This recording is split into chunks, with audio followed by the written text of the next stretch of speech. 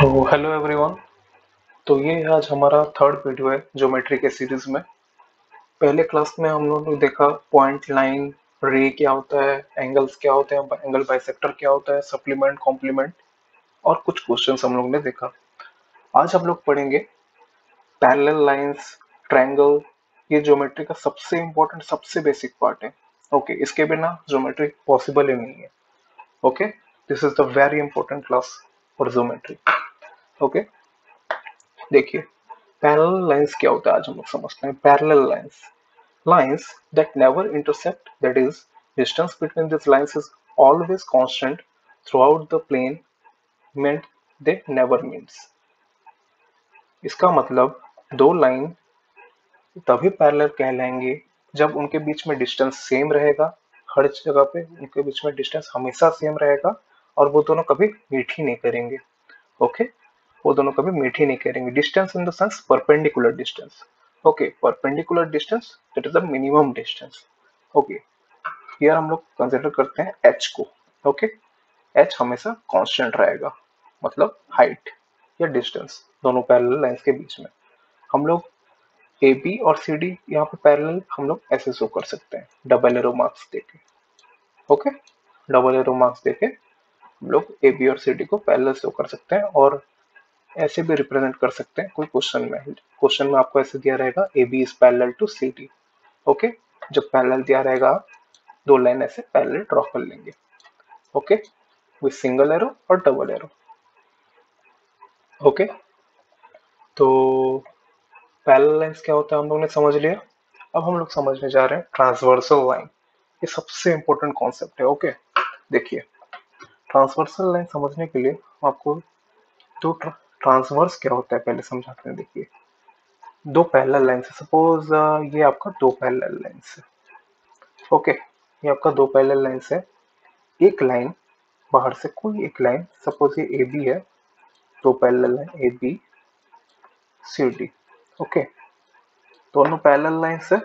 Okay, बाहर से कोई एक लाइन अगर ये दोनों पैरेलल लाइंस को टच करके क्रॉस कर जाए उसको बोलते हैं हम लोग ट्रांसवर्स। ओके, सपोज ये एम और एन है। ओके, एम और एन है। ये एम एल लाइन हमारे दोनों पैरेलल लाइंस को क्रॉस कर रहा है, एक पॉइंट पे टच कर रहा है। ओके, तो एम एल लाइन को हम लोग बोलेंगे एक ट्रांसवर्स। ओके, ट्रांसवर्स को हम लोग दो एरो देके ऐसे रिप्रेजेंट भी कर सकते हैं। ओके, तो देखिए, तो हमने आपको बताया एंगल्स क्या होते हैं। जब दो लाइन एक पॉइंट पे टच करते हैं तो लोग एक इंक्लाइनेशन पे एक एंगल फॉर्म करते हैं। ओके, तो यहाँ पे सब जगह पे एक एक एंगल फॉर्म हुआ है। यहाँ पे एक, यहाँ पे एक, यहाँ पे एक, यहाँ पे एक। ओके, यहाँ पे, यहाँ पे, यहाँ पे, यहाँ पे। ओके, और कहीं पे तो आपको नहीं दिख रहा होगा एंगल्स कहीं पे फॉर्म होते हुए। ओके, तो ये टोटल 8 प्लेसेस है जहाँ पे एंगल फॉर्म होते हैं जब एक ट्रांसवर्स दो पैरेलल लाइंस को क्रॉस करते हैं। ओके, तो यहाँ पे हम लोग को दिया गया है A B is parallel to C D. A B is parallel to C D. Okay, तो हम लोग ने इसको नंबरिंग कर देते हैं 1 2 3 4 5 6 7 8। Okay, okay, 7 8। ओके, तो हमने आपको सेकंड फर्स्ट क्लास में आपको ये बताया था कि वर्टिकली ऑपोजिट एंगल्स क्या होते हैं। हो गया, वर्टिकली ऑपोजिट एंगल्स हमने बताया था कि जब एक क्रॉस जैसा रहेगा, जब दो लाइंस क्रॉस कर रहे होंगे एक दूसरे को एक पॉइंट पे मीट करके, तो उनके जो ऑपोजिट एंगल्स होंगे वो हमेशा इक्वल होंगे। इसी को हम लोग बोलते हैं वर्टिकली ऑपोजिट एंगल्स। ये एंगल और ये एंगल वर्टिकली ऑपोजिट है, ये एंगल और ये एंगल वर्टिकली ऑपोजिट है, ये दोनों हमेशा इक्वल देंगे। तो सपोज यहाँ पे आप हमको बताइए कि कौन कौन सा वर्टिकली ऑपोजिट एंगल्स है। 2 और 4। Okay, 1 and 3। Okay, 3 and 4 not okay. 3 and 4 is not vertically opposite angles. Okay, जैसे यहाँ पे भी 5 and 7 vertically opposite, 6 and 8 vertically opposite. Okay,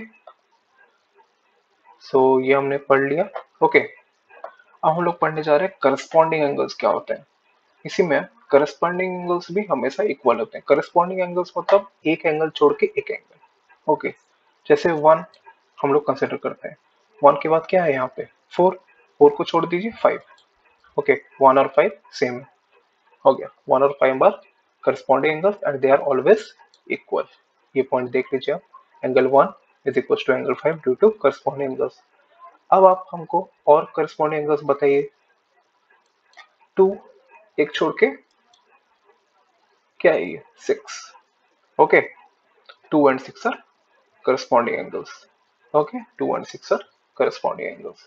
तो हम लोगों ने 1 देख लिया, 2 देख लिया, अब हम लोग 3 और 4 भी तो देख सकते हैं ना। 4 देख लेते हैं, 4 के बाद एक एंगल 5, 5 छोड़ के 8, मतलब 4 और 8। ओके, 4 और 8 corresponding angles.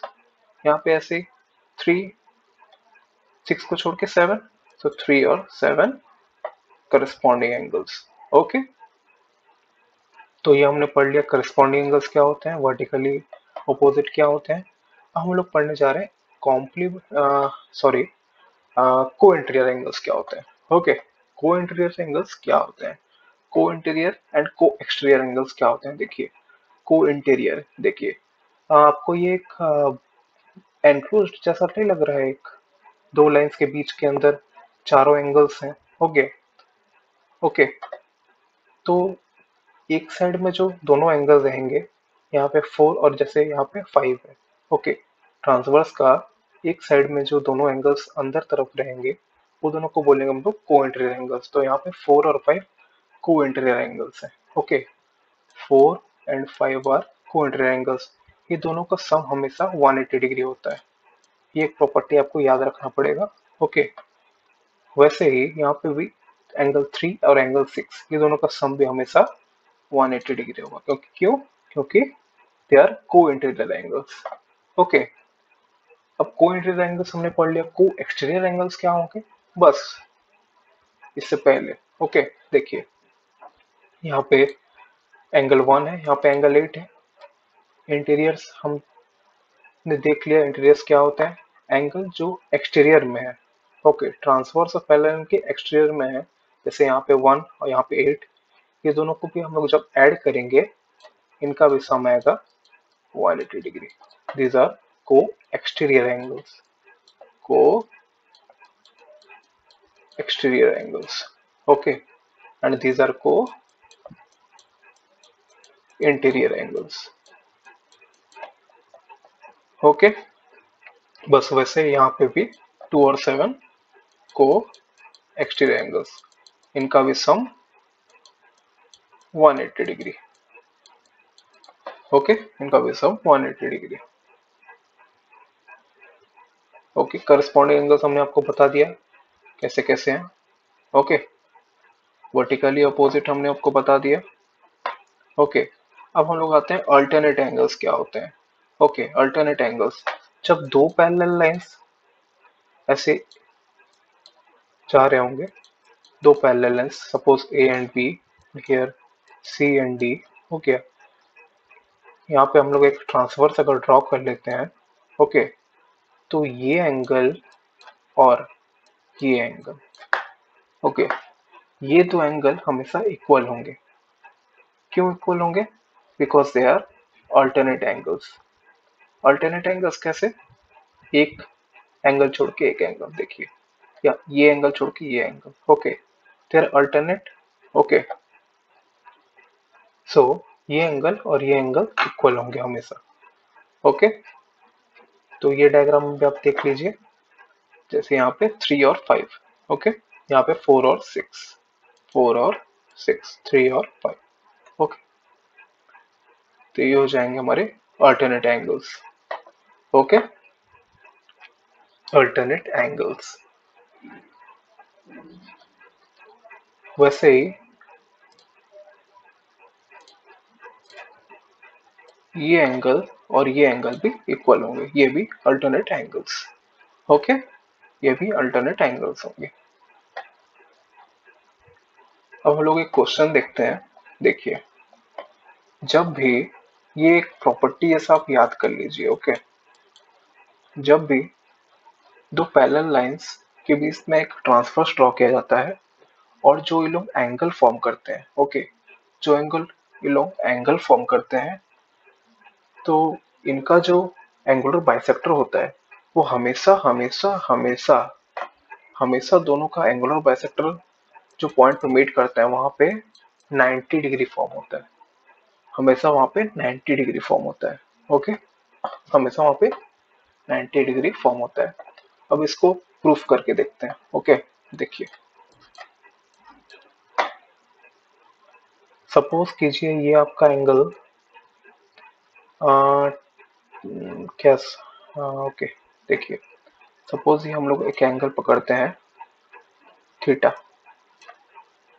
Okay, theta 2 theta पकड़ लेते हैं। Okay, 2 theta. ओके, तो ये क्या हो जाएगा आपका 90 माइनस 2 थीटा।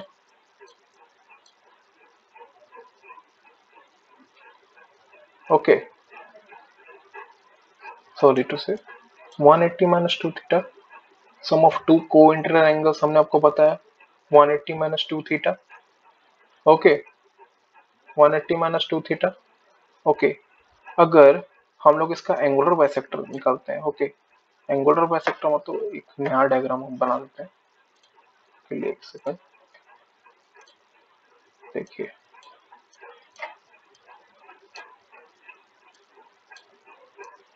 यहाँ पे 2 थीटा। ओके, यहाँ पे हो जाएगा कितना 180 माइनस 2 थीटा। क्यों?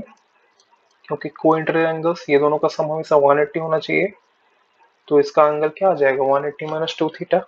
ओके, ये 2 थीटा, ये 180 माइनस 2 थीटा। इसका अगर हम लोग एंगुलर बाइसेक्टर निकालते हैं तो इसका ये एक एंगल हो जाएगा थीटा, ये एक एंगल हो जाएगा थीटा। इसका अगर हम लोग एंगुलर बाइसेक्टर निकालते हैं, एंगुलर बाइसेक्टर निकालते हैं मतलब क्या, मतलब ये एंगल को हाफ करेंगे हम लोग। ओके, तो 180 माइनस 2 थीटा का हाफ कितना हो जाएगा 90 माइनस थीटा। ओके, तो यहाँ पे भी दो एंगल जो निकल जाएगा वो हो जाएगा 90 minus theta, 90 minus theta. Okay, तो देखिए यहाँ पे एक ट्रायंगल फॉर्म हुआ है। देखिए यहाँ पे एक ट्रायंगल फॉर्म हुआ है। देखिए, ये पार्ट देखिए, ये एक ट्रायंगल फॉर्म हुआ है ना। बस ये ट्रायंगल पार्ट का हमको इसी से ही इतना काम हमको, ये ट्रायंगल पार्ट से। ओके, तो यहाँ पे हम लोगों ने कितना देखा थीटा, यहाँ पे बार थीटा एक एंगल है। हो गया, यहाँ पे हम लोगों ने कितना देखा 90 माइनस थीटा, यहाँ पे भी 90 माइनस थीटा है। इसको हम लोग कंसिडर नहीं करेंगे, ट्रायंगल के अंदर कंसिडर करेंगे। देखिए, ट्रायंगल का सब एंगल्स को हम लोग अगर सम करेंगे हमेशा 180 डिग्री होता है। ओके, तो ये हम लोग को एंगल नहीं पता है, सपोज इसको हम लोग अल्फा करते हैं। हो गया, तो अल्फा इधर कितना हो जाएगा, alpha is equal to 180 minus theta plus 90 minus theta, ये हो जाएगा। ओके, और हम लोग ब्रैकेट ओपन करेंगे, 180 minus 90 degree, theta theta cut जाएगा, तो अल्फा कितना हो जाएगा 90 डिग्री। देखिए, तो इसको आप हमेशा याद कर लीजिए, जब भी एक एंगुलर बाइसेक्टर हम लोग पैरेलल लाइन से ड्रॉ करेंगे, ओके, जब भी एक एंगुलर बाइसेक्टर हो गया ड्रॉ करेंगे और दोनों को एक जगह पे जोड़ेंगे, तो वो हमेशा एक एंगल बनाएगा that is equal to 90 degree. 90 degree, ये आप हमेशा याद करके रखिएगा। ओके, तो आज के लिए बस इतना ही। Thank you all, have a good day.